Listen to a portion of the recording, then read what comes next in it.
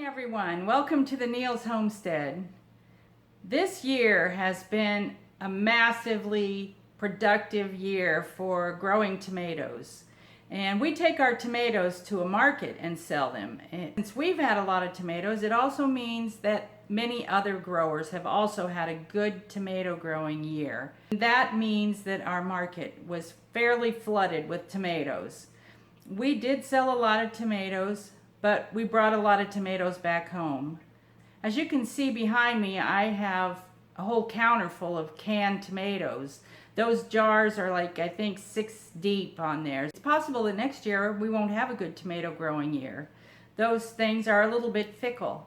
I have not wanted to waste the tomatoes as much as possible.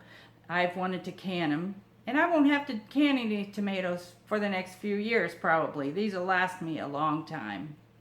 I'm going to can one more batch. The thing I'll do is stick my canning jars in the dishwasher to get them all sparkling clean and sterilized. Way up high on top of my cabinet, I have this big pan that I will boil water in to blanch my tomatoes so that I can peel them. I'm filling it about 3/4 full to give plenty of room to put the tomatoes in there after I get the water to boil so it doesn't run over. I put it over on my stove on high heat and give it a little bit of time to come to a boil. While the water on my stove is coming to a boil, I'll fill up my sink here and put tomatoes in there to wash them. As I rinse them off in here, I'll just be taking them out and putting them into a bowl. I'll need my sink again to put the tomatoes in after they've been blanched to cool. My water's boiling, so it's time to get the tomatoes in. I just carefully drop them down in there. Don't want to burn myself, but put them in as fast as I can. Sometimes I start with the biggest ones first because they take a little bit longer, and put them in until I feel like my pan's about as full as it can be. Then I'll immediately start pulling them back out because it doesn't take very long. They just really need to be dipped in there. So I've got a stainless steel colander here with another bowl underneath it to catch the drips.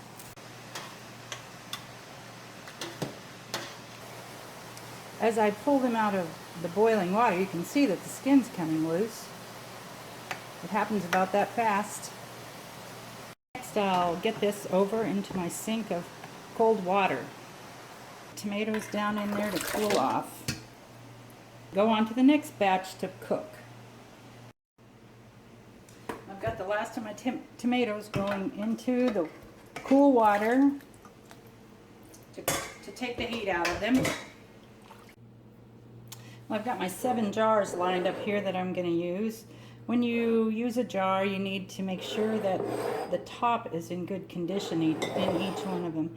Just run your finger around the edge and make sure you don't feel any chips. If you do feel a chip, do not use that jar because you'll have a failure in your sealing process. These are all good. Got them lined up here, and I'm ready to go to the next step. I'll use a canning funnel in my jar to make it easier to get the tomatoes down in there and also to decrease the amount of mess that I make on my counter. I get a tomato and with a sharp knife gently slice around the core area. If you've got good tomatoes, it should come out like that, where you don't have a green core down in there. Sometimes tomatoes don't turn out as good as you want them to, and you'll have to do some chopping up a little bit to get the core out. Next, I just take the peeling off with my knife and my thumb. It should slip right off.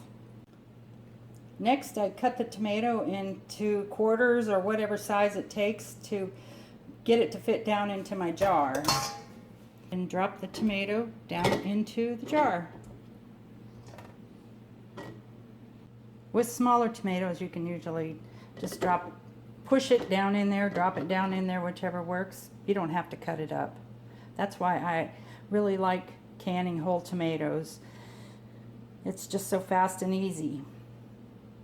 The jar fills up, you'll need to press the tomatoes on down in there. I'm using the wooden handle of a rubber spatula, and I'm pushing the tomatoes on down into the jar and attempting to make sure that all the air is worked out of them.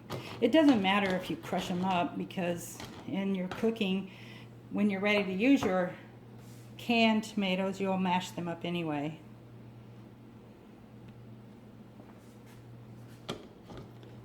Continue putting tomatoes in until your jar is full to within about an inch, which is a good level to have it, because the tomatoes seem to expand a little bit as they are canned, and then they'll contract back down after they're canned. But if you fill it too full, it will push up against the lid and overflow as it's being processed. So just to about the bottom of the threads there is a good place to do it. Keep going on the rest of the jars. Well, I've got my jars mostly filled up, but as you can see, this jar has some air pockets in there, and I don't want to can tomatoes with air pockets. It can be a place where bacteria could grow, so you want to make all the air come out of your jar. Smash the tomatoes if you need to, it doesn't matter.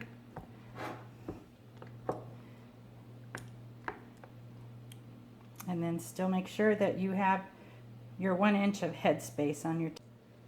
If you desire, you can put a teaspoon of salt in the top of each jar.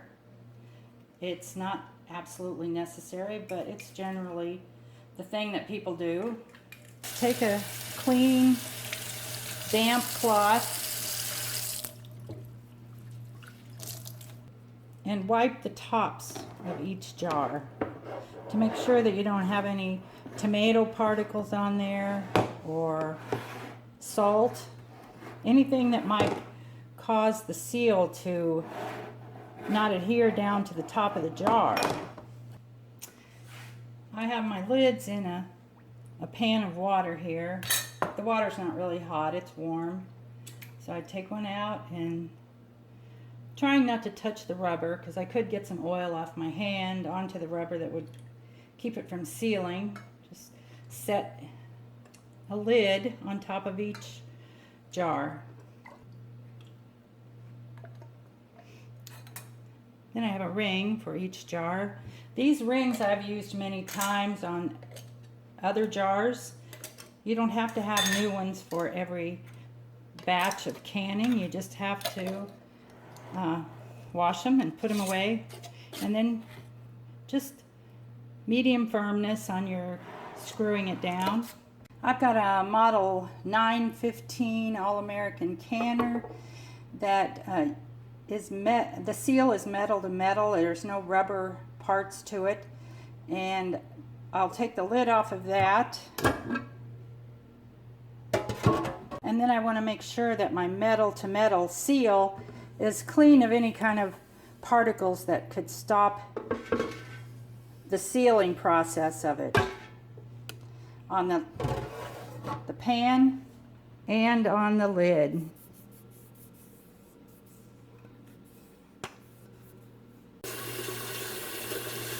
I'm putting approximately 2 inches of water into my canner, and I'm using cold water. I don't want to use hot water because my tomatoes in my jars are fairly cool, and I don't want to cause any shock to the jars and cause potential breakage. My canner over to the stove. When I line it up, there's a little indentation right here on my pan, and that indentation lines up with a place on my lid that needs to face this direction. So I put that right there so I'll have the right alignment. I'm going to go ahead and put my burner on high because I'm ready to put the jars in.